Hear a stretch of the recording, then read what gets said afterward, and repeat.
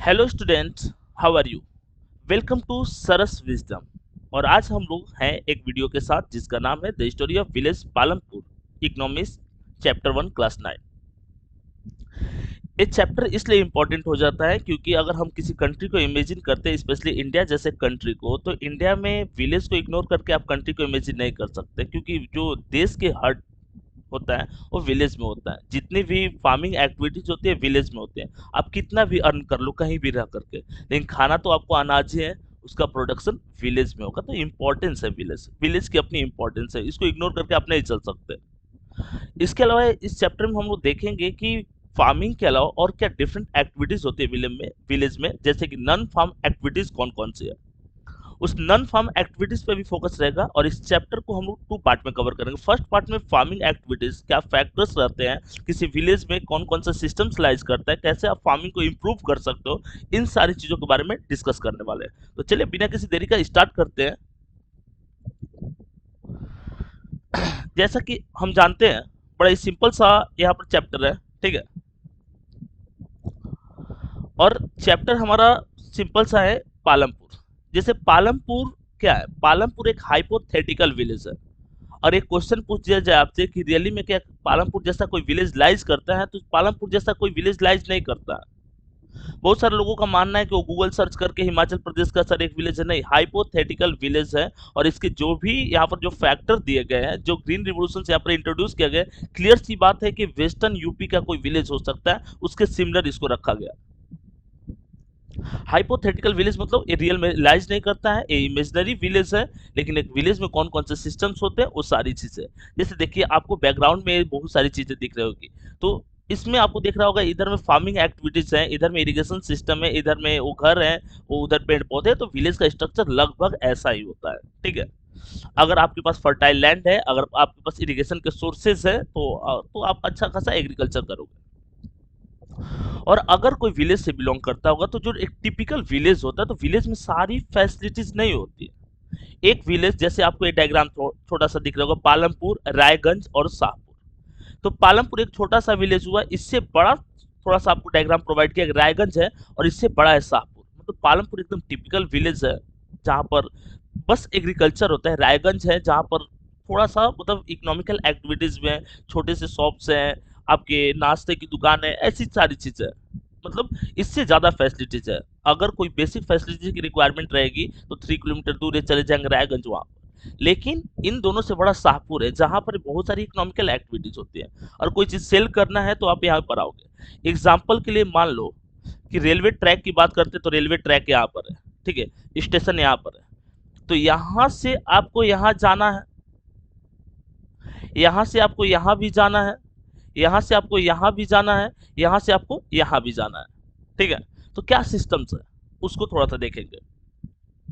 बोला कि Palampur is well connected with the neighbouring village and towns. Well connection से neighbouring village और town से, जैसे टाउन हो गया तो किसके थ्रू, इनके पास होल ईयर जो रोड होते हैं उसके थ्रू है। मतलब मेटल रोड है, ठीक है। मेटल रोड के थ्रू कनेक्टिविटी है उसके विलेज के। एक एक विलेज दूसरे विलेज से कनेक्ट है। And all weather road connected the village to Raiganj and further on the nearest small town of Shahpur. Shahpur यहाँ पर स्मॉल टाउन है। तो यह जाहिर सी बात है कि शाहपुर में ज्यादा क्या रहेगी, फैसिलिटीज रहेगी, किसके कंपेयर में, पालमपुर और रायगंज के कंपेयर में, ठीक है। Many kinds of transport are visible on this road, starting from bullock carts, tonga, bogey, loaded with the jaggery good and other commodities to motor vehicles like motorcycle, jeep, tractor and trucks। अगर कोई typical village में रहता होगा या किसी का village होगा, तो जाहिर सी बात है कि आपके विलेज में सारे ट्रांसपोर्टेशन नहीं यूज होते होंगे। एग्जाम्पल के लिए मैं अपने विलेज का एग्जाम्पल दे सकता हूँ कि अगर मेरे को अपने विलेज में जाना पड़ता है, पहले बक्सर, और बक्सर से नियर अबाउट 30 किलोमीटर दूर जाना पड़ता है। तो बक्सर क्या हुआ, रोड से कनेक्ट है, बक्सर पटना से रोड से कनेक्ट है, इसके अलावा रेलवे से कनेक्ट है। फिर बक्सर से बहुत सारी एक छोटी छोटी जो व्हीकल्स है, जीप है, ठीक है, मोटरसाइकिल है या बस है, ये सब चलती है। तो आप उसको पकड़ के विलेज जा सकते हो, गांव जा सकते हो। तो लगभग पूरे इंडिया में स्ट्रक्चर, अगर विलेज टू टाउन की कनेक्टिविटी की बात करते हैं, यही होता है। ये बगी और टांगा तो धीरे धीरे खत्म हो रहा है, लेकिन अभी भी जैसे आपको इलेक्ट्रिक व्हीकल्स बहुत सारी देखने को मिल जाएगी, इसके थ्रू आप जा सकते हैं। ऑटो से जा सकते हो, तो ये सारी व्हीकल्स यूज होती है। तो अभी हम लोग इस पेज में क्या देखें कि पालमपुर है, इससे बड़ा रायगंज है और इससे बड़ा शाहपुर है। पालमपुर एक टिपिकल विलेज है, रायगंज थोड़ा सा बड़ा है, तो थोड़ी सी फैसिलिटीज भी यहाँ पर ज्यादा होगी, और शाहपुर इन दोनों से काफी ज्यादा बड़ा है। तो यहाँ पर सबसे ज्यादा फैसिलिटी मतलब अच्छे शोरूम्स हो सकते हैं, अच्छी शॉप्स हो सकते हैं, डिफरेंट वो व्हीकल्स के पार्ट्स मिल सकते हैं, अच्छे स्कूल्स हो सकते हैं, हॉस्पिटल है, ये सारी चीजें यहाँ पर इसके कंपेयर में कम। और यहाँ पर तो विलेज जिक्र किया हुआ कि प्राइमरी हेल्थ केयर सेंटर्स है, गवर्नमेंट स्कूल्स है, ये सारी चीजें। लेकिन एक बात हमको माइंड में यहाँ पर लॉक करना पड़ेगा कि पालमपुर में जो भी बेसिक नेसेसिटी है वो सारी हैं। हाइपोथेटिकल विलेज है, और जैसा हम जानते हैं वेस्टर्न यूपी की बात करें या पंजाब की बात करें या हम हरियाणा की बात करें, ये डेवलप्ड है, इनके पास फैसिलिटीज है, अच्छी खासी फैसिलिटीज है इनके पास। तो ये इनका ये पॉइंट रहा, ठीक है।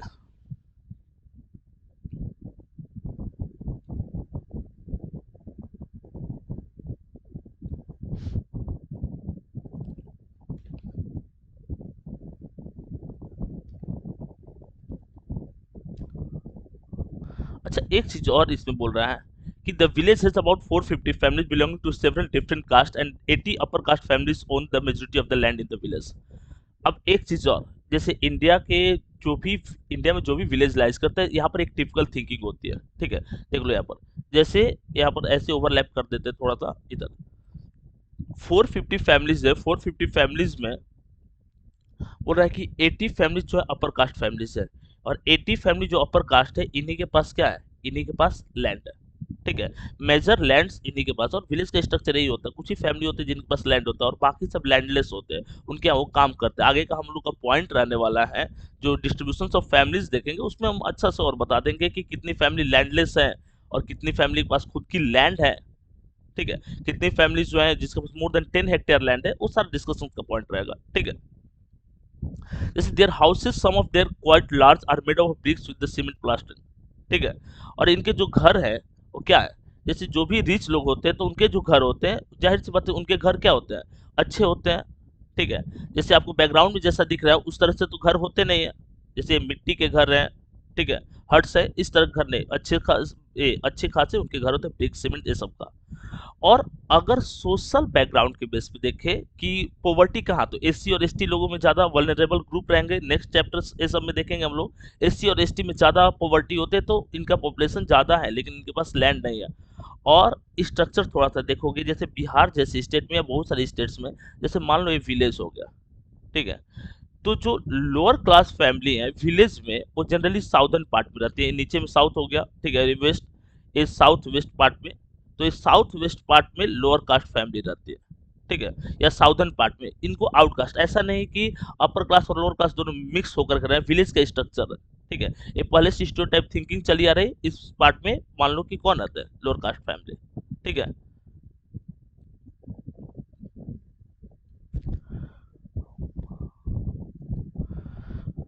Electric powers the tube wells in the fields and used in the various types of small business. Palampur has two primary schools and one high school. Two primary schools हैं और वन हाई स्कूल्स है, यानी कि जो basic necessity होती है education की necessity आप फुलफिल कैसे करोगे, प्राइवेट स्कूल में हर कोई भेज नहीं सकता, इतने फार्मर रिच है नहीं, तो दो बेसिक प्राइमरी स्कूल्स हैं, मतलब यहाँ पर हो सकता है प्राइमरी, मिडिल और हाई स्कूल इनके पास है, ठीक है। स्मॉल बिजनेस भी होते हैं, स्मॉल शॉप्स भी हैं इनके पास।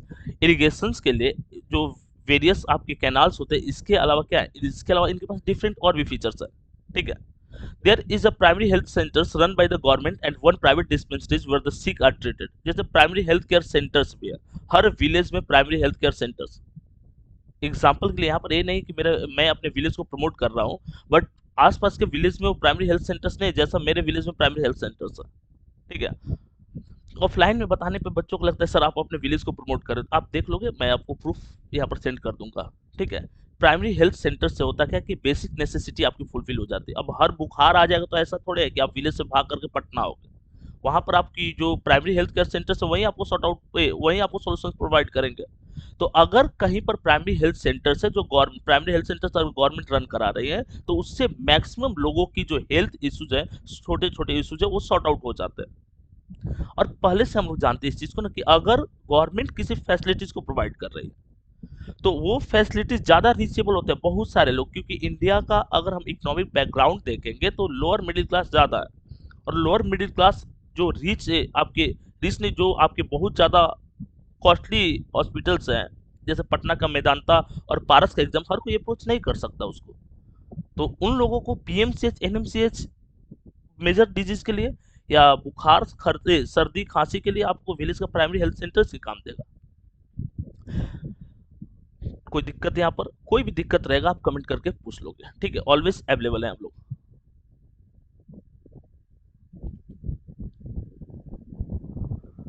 जैसे अभी प्रीवियस पेजेस में आपको बताए थे, जैसे मान लो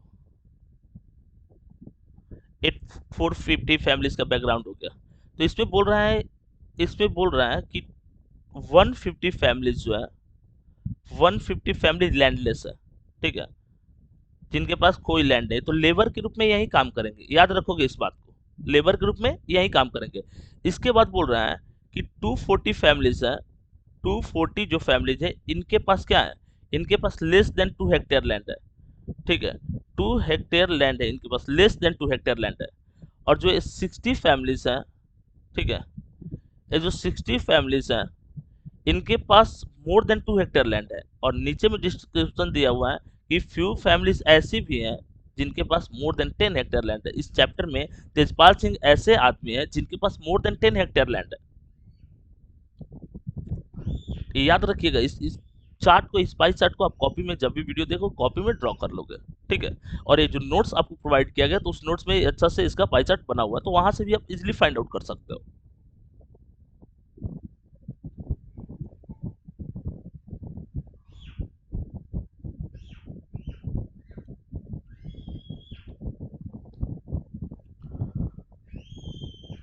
In villages across India, farming is the main production activity. The other production activities refer to the non-farm activities include small manufacturing, transport, shopkeeping, etc.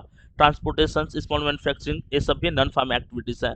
या स्मॉल मैन्युफैक्चरिंग में कॉटेज इंडस्ट्रीज ले सकते हैं। कॉटेज इंडस्ट्रीज में हम किसको example लेंगे? देखो, कॉटेज इंडस्ट्रीज का मतलब होता है जिसमें घर के खुद 4-5 लोग जो है मेंबर वही एज ए लेबर काम कर रहे हैं। इसमें इन्वेस्टमेंट भी काफी कम होता है, एक पॉइंट हमारा ये रहेगा, ठीक है।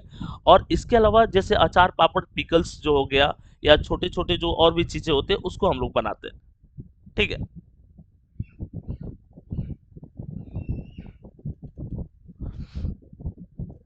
देखिए, लॉन्ग आंसर क्वेश्चन है, इस पे थोड़ा सा फोकस करोगे, ठीक है। अगर इस चैप्टर से किसी को भी एक लॉन्ग आंसर बनाना हो 5 मार्क्स का, तो इसमें जो पहला पॉइंट हमारा रहेगा ऑर्गेनाइजेशन ऑफ प्रोडक्शन में, पहला पॉइंट हमारा ये रहेगा, the aim of production is to produce the goods and services that we want.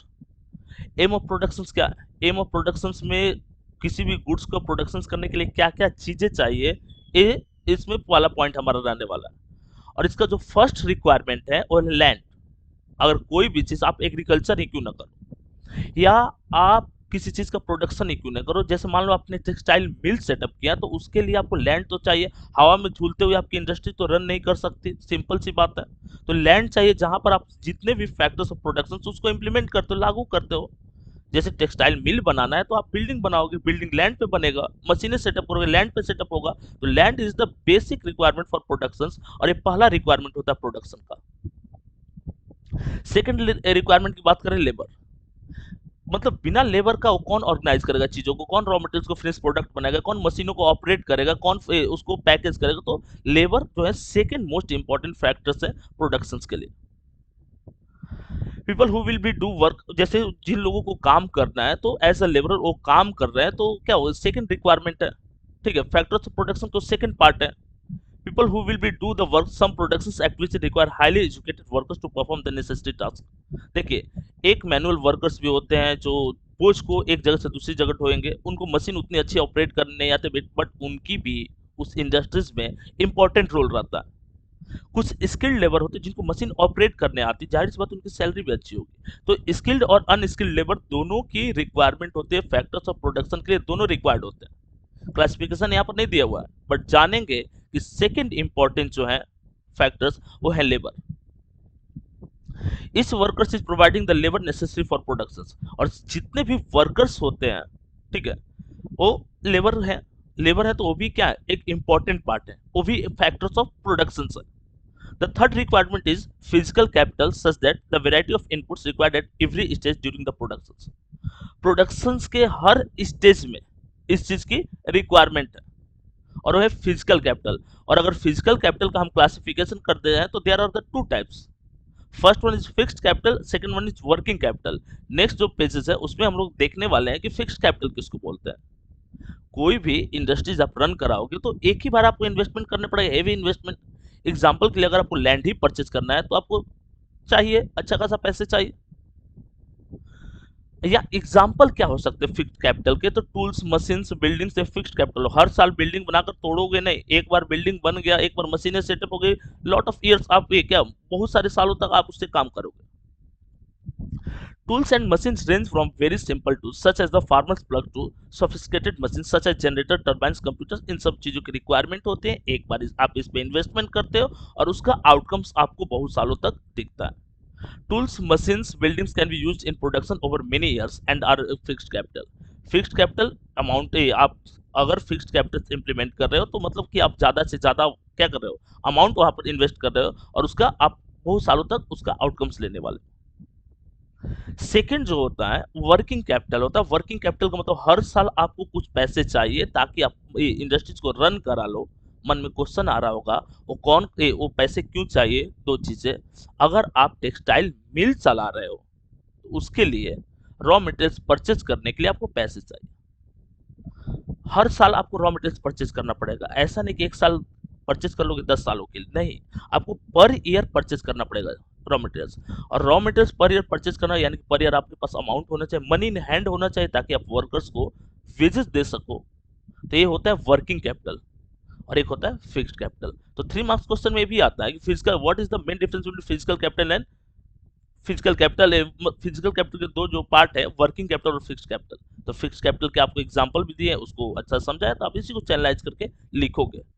ज्यादा नहीं समझ में आए तो जो पीपीटी में लिखा है बस इतना लिखो, फुल मार्क्स आएगा। मार्क्स कटे हमको अप्रोच करोगे।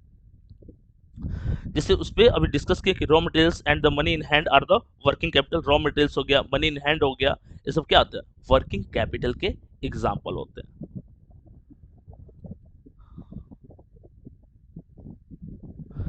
अब यहाँ देखो जो हमारा फोर्थ रिक्वायरमेंट है वो फोर्थ रिक्वायरमेंट क्या है, हमारा जो फोर्थ रिक्वायरमेंट है वो है ह्यूमन कैपिटल। अच्छा एक चीज, लैंड भी है आपके पास, लेबर भी है आपके पास, फिजिकल कैपिटल भी है, लेकिन ये सारा चीज ऑर्गेनाइज कौन करता है, कोई एक पर्सन होगा जो लैंड परचेज किया होगा ना, कोई एक पर्सन होगा जो लेबर को हायर किया होगा, या ग्रुप ऑफ पर्सन होंगे। कोई एक पर्सन होगा जो फिक्स्ड कैपिटल में इन्वेस्टमेंट किया होगा, कोई एक पर्सन होगा जिसके पास कैश अमाउंट होगा जिससे वो रॉ मटेरियल्स परचेज करेगा या जो वेजेस है लेबर को वो देगा। कोई एक आदमी या ग्रुप ऑफ पर्सन ऑर्गेनाइज करेंगे सारी चीजों को, तो जो ऑर्गेनाइज करता है वही ह्यूमन कैपिटल होता है। विदाउट ह्यूमन कैपिटल भी आप इमेजिन नहीं कर सकते किसी इंडस्ट्रीज को, क्योंकि वही रिस्क लेता है कि इन्वेस्टमेंट कर रहे हैं हमको लॉस होगा प्रॉफिट होगा, सारा रिस्क वही लेता है। तो एक आदमी जो इन सारी चीजों को चैनलाइज करता है ह्यूमन कैपिटल होता है। और अगर फैक्टर्स ऑफ प्रोडक्शन की बात करते हैं तो 4 मेन फैक्टर्स ऑफ प्रोडक्शन होंगे। कौन कौन से होंगे, लैंड, लेबर, फिजिकल कैपिटल और human capital. There are the 4 main part of factors of production. Factors of production के ये 4 मेन पार्ट है। फार्मिंग इन पालमपुर, जैसे फार्मिंग इन पालमपुर यहाँ पर क्या है, नेक्स्ट जो हमारा टॉपिक है। एक बात बताओ, जैसे मान लो ये विलेज है, ठीक है, 100% किसी विलेज पे एग्रीकल्चर तो नहीं करोगे, और ये 100% जो विलेज हुआ एनएसए तो नहीं हो सकता, एनएसए मतलब नेट जोन एरिया तो नहीं हो सकता।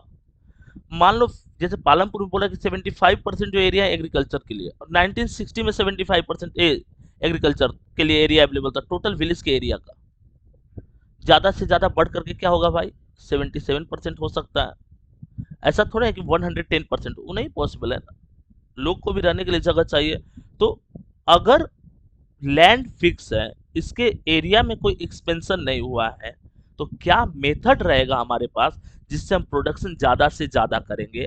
तो हमारे पास एक मेथड रहेगा जो फैक्टर्स ग्रीन रिवॉल्यूशन के लिए लाइज करते हैं, अगर हम उसको यहाँ पर इंप्लीमेंट कर दे तो हम ज्यादा से ज्यादा प्रोडक्शन करेंगे। लैंड वही है, मतलब प्रोडक्शन जो मेथड्स है उसको चेंज करना पड़ेगा, मॉडर्न मेथड यूज करना पड़ेगा, कमर्शियल फार्मिंग करनी पड़ेगी, HYV सीड्स यूज करना पड़ेगा, अच्छे टूल्स यूज करना पड़ेगा, इंसेक्टिसाइड पेस्टिसाइड्स यूज करना पड़ेगा, तब जाकर के हम सेम लैंड पे ज्यादा से ज्यादा प्रोडक्शन कर पाएंगे। They could be farmers or farm laborers. The well-being of these peoples is closely related to the production on the farms. एक closely relate होता है, किससे closely relate होता है, जो फार्म एक्टिविटीज है उससे closely relate होता है। ठीक है। फार्मर और लगभग कितने परसेंट, 1 मार्क क्वेश्चन है, लगभग कितने परसेंट लोग जो है वो फार्मिंग करते हैं, तो लगभग 75% लोग जो है यहाँ पर फार्मिंग करते हैं। मतलब मेजर एक्टिविटी है क्या यहाँ पर, तो farming is the main activity. और इसके अलावा जो अलग अलग फैक्टर्स हम लोग देखने वाले हैं वो है नॉन फार्म एक्टिविटीज। तो किसी भी, बस पालमपुर नहीं, देखो पालमपुर एक विलेज बस आपको इमेजिन किया गया है, लगभग इंडिया के सारे विलेज में कम ज्यादा 1920 वाला जो रेशियो उसके अकॉर्डिंग ये रहता है फैक्टर्स। तो एक पालमपुर को समझ करके हम पूरे जो इंडिया में विलेज है उसके सारे थॉट्स को हम समझ रहे हैं।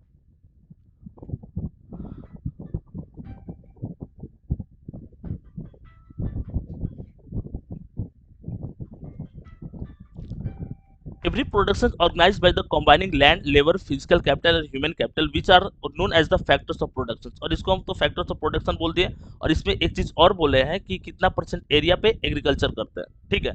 और टोटल नेट सोन एरिया कितना, नेट सोन एरिया का मतलब होता है कि वैसा एरिया जो एग्रीकल्चर के लिए हमारे पास अवेलेबल हो, उसको हम नेट सोन एरिया बोलते हैं। और पालमपुर में कितना था, 75%। मान लो 2025 2020 में अगर हम कंपेयर करते हैं तो जो 2025 या 2020 तक कितना हो सकता है, 2% बढ़ेगा, 3% बढ़ेगा। उतने लोग होंगे तो उनके लिए घर, घर भी तो पहले विलेज में, अगर 50 साल पहले विलेज की बात करते तो वहां पर 30 घर था, और अब अगर अभी बात करते तो यहाँ पर 50 घर है। ये भी तो एक है, ठीक है।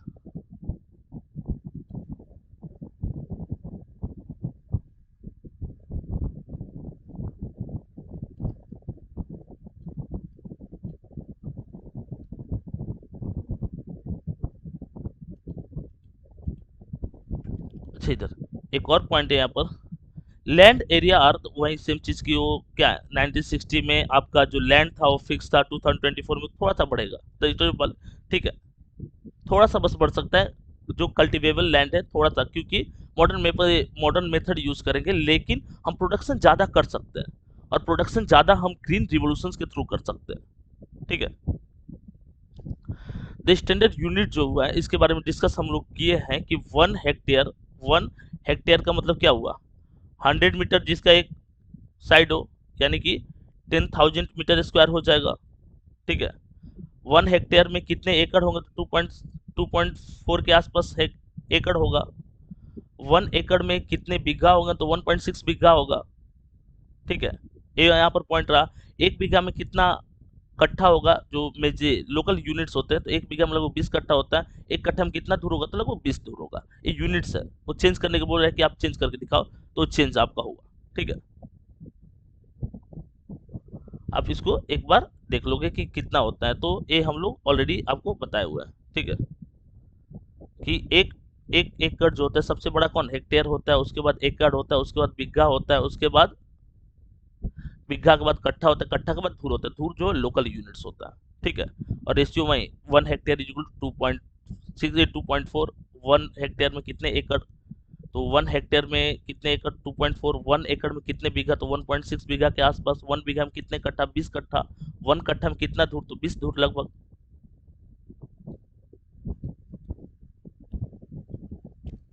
Like in the kind of crops grown, the facilities available, Palampur would resemble the village of the western part of the states of Uttar Pradesh। जैसे जिस तरह की फैसिलिटीज यहाँ पर मिला हुआ है, इसको हम क्या कह सकते हैं, इसको कह सकते हैं कि वेस्टर्न यूपी का कोई विलेज हो सकता है। All land is cultivable in Palampur, no land is left idol.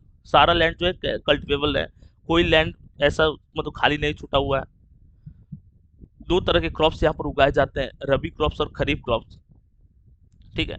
और कैटल फीड के लिए भी बहुत सारे क्रॉप्स होते हैं, जैसे बरसिम एक क्रॉप्स होता है जिसको कैटल की फीडिंग के लिए यूज करते हैं। दूसरी बात, एक बात माइंड में लॉक कर लो कि मेज जो होता है वो फूड और फॉडर दोनों के लिए यूज होता है। फॉडर मतलब जानवरों को खिलाने के लिए। या एग्रीकल्चर चैप्टर में हम लोग देखें हैं, खरीफ या जो रबी क्रॉप्स होते हैं इनके ग्रो में 4 मंथ लगते हैं। खरीफ जिसको हम रेनी सीजन में प्लांट करते हैं, मतलब वही जून जुलाई में, और काट लेते हैं इसको अक्टूबर नवंबर में। प्लांट करते हैं रबी को अक्टूबर नवंबर में, और काट लेते हैं इसको मार्च अप्रैल में। 4 मंथ लगभग लगता है। और जो टेक्नोलॉजिकली ज़्यादा एडवांस होते हैं, जो मॉडर्न फार्मिंग करते हैं, तो उनके यहाँ जो फार्मिंग मेथड है, फार्मिंग सीजन वो 3 हो जाते हैं। It is followed by the cultivations of potato between October and December. In the winter season, Rabi fields are sown with the weeds. Winter season में रबी और सोन विद द weeds। मतलब अगर आपके पास फैसिलिटीज है, आपको पंजाब हरियाणा या वेस्टर्न यूपी जैसा facilities है, उगाओ ना भाई। वो लोग के यहाँ नेचुरली कोई क्रॉप्स अगर सुटेबल नहीं है फिर भी वो उगा लेते हैं क्योंकि उनके पास मॉडर्न मेथड है।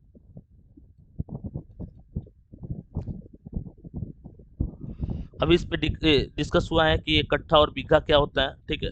Not all village in India have such high level of irrigation. देखिए, अगर आपको मॉडर्न फार्मिंग करना है तो इरिगेशन एक मेजर फैक्टर्स होता है। अगर आपके पास इरिगेशन सिस्टम अच्छे हैं, आप अच्छा एग्रीकल्चर कर पाओगे। इरिगेशन सिस्टम अच्छा नहीं है, आप अच्छा एग्रीकल्चर नहीं कर पाओगे। सेकेंड पॉइंट कि आप रेन पे डिपेंड नहीं रह सकते। रेन जो होता है इवनली नहीं डिस्ट्रीब्यूट होता है, आज इस साल ज्यादा वो कल कम भी हो सकता है। लेकिन अगर आपके रीजन से कैनाल्स बन जाए, इंदिरा गांधी कैनाल जैसा, वो तो रेगुलर आपको वाटर देगा, उससे तो आपको प्रोडक्शन बढ़ सकता है। या आपका रीजन जो है हाईली इलेक्ट्रिफाइड है, तो उस रीजन में आप ग्राउंड वाटर एक्सट्रैक्शन कर सकते हैं। याद रखिएगा इस बात को, ज्यादा ग्राउंड वाटर का एक्सट्रैक्शन भी लैंड को डैमेज करता है। और apart from the riverine plains, coastal regions in our country are well irrigated. so coastal regions हो क्या well irrigated है। in contrast plateau regions such as the Deccan Plateau have low levels of irrigation। plateau region जैसे Deccan plateau की बात करते हैं तो यहाँ पर लो लेवल ऑफ इरिगेशन है। और आपके बिहार में या जहाँ पर डैम बना हो तो डैम के आसपास में हाई लेवल ऑफ इरिगेशन है क्योंकि वहां से कैनाल जनरेट कर लेते हैं।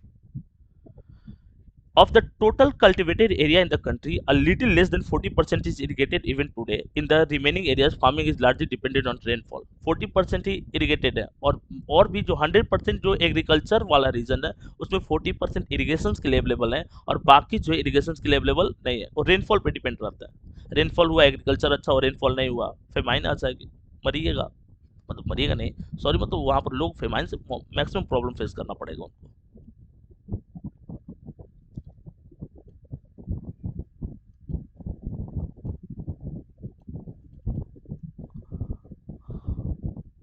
यहाँ पर वो जो बड़ा इंपॉर्टेंट सा पॉइंट है कि वो 96 में कल्टिवेबल लैंड जो था वो फिक्स था, ठीक है। अच्छा, एक क्वेश्चन आ जाए 3 मार्क्स में, जैसा कि अभी हाल फिलहाल जो टेस्ट लिए थे उसमें भी एक क्वेश्चन था, ठीक है, कि ग्रीन रिवोल्यूशन क्या था। तो ग्रीन रिवोल्यूशन को एम एस स्वामीनाथन, ठीक है, जिनको अभी हाल फिलहाल भारत रत्न मिला, इन्होंने 1960s में, 60s मतलब 61 से 70 तक के बीच के टाइम पीरियड, बहुत सारी जगहों पे इसका डिटेल दिया रहता है। 67 से लेकर के 68 तक के बीच के टाइम पीरियड को बोलेंगे, ठीक है। इसमें HYV सीड्स यूज होते हैं, अच्छे फर्टिलाइजर, अच्छे इंसेक्टिसाइड, अच्छे pesticides, modern technology, modern machine, tractor, harvester, rotavator, ऐसी चीजें यूज होती है। और H high yielding variety of seeds में एक कंपेयर दिया, 1 हेक्टेयर में पहले मान लो कि नॉर्मल ट्रेडिशनल सीड था तो 1300 kg प्रोडक्शन होता था। लेकिन जैसे HYV सीड्स यूज किए तो 1 हेक्टेयर लैंड में 3200 kg प्रोडक्शन हुआ। लैंड सेम लेकिन प्रोडक्शन बढ़ गया। क्यों बढ़ा? तो प्रोडक्शन बढ़ा HYV सीड से, ठीक है।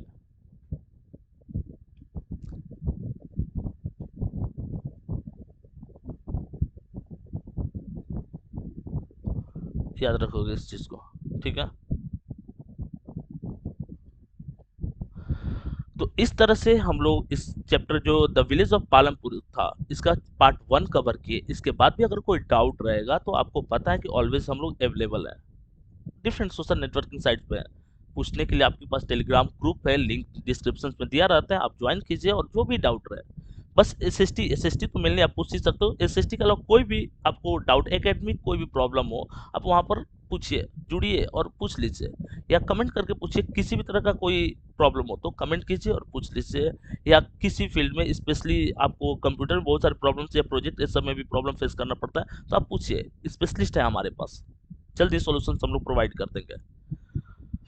और सबसे इंपॉर्टेंट सी पॉइंट क्या है कि आपको जैसे इस यहाँ पर वीडियो देख ले, इसके अलावा और आपको क्या मिलेगा? और मान लीजिए जुड़ते हैं तो क्या मिलेगा? सबसे इंपॉर्टेंट बात आपको माइंड में लॉक करा देते हैं कि सारा चीज जो है फ्री ऑफ कॉस्ट है। कोई यहाँ पर टेंशन वाली बात नहीं, क्यों हम आपसे जुड़े, फ्री ऑफ कॉस्ट प्रोवाइड कर रहे हैं, ठीक है। आप जुड़िए, आप देखिए तो प्रिपरेशन का मेथड क्या होता है। और आपको मतलब फ्लेक्स नहीं है बट नॉर्मल जलवा आपने देखा, जो बोर्ड एग्जाम था उसमें मैक्सिमम बच्चों का 95 प्लस था इस सिस्टम में। तो आप आपको चाहिए क्या? किसी चैप्टर में आपको उसका एक्सप्लेनेशन चाहिए, मिल जाएगा। नोट चाहिए, मिल जाएगा। उसका PYQ चाहिए, मिल जाएगा। उसका MCQ चाहिए, मिल जाएगा। उसका क्वेश्चन पेपर चाहिए, मिल जाएगा। उसका प्रैक्टिस पेपर चाहिए, मिल जाएगा। सारा चीज अवेलेबल है। इतना कर लोगे, दुनिया का कोई भी आदमी पेपर सेट करे, कोई फर्क नहीं पड़ता, ठीक है। तो चलिए मिलते हैं नेक्स्ट वीडियो के साथ, तब तक के लिए धन्यवाद।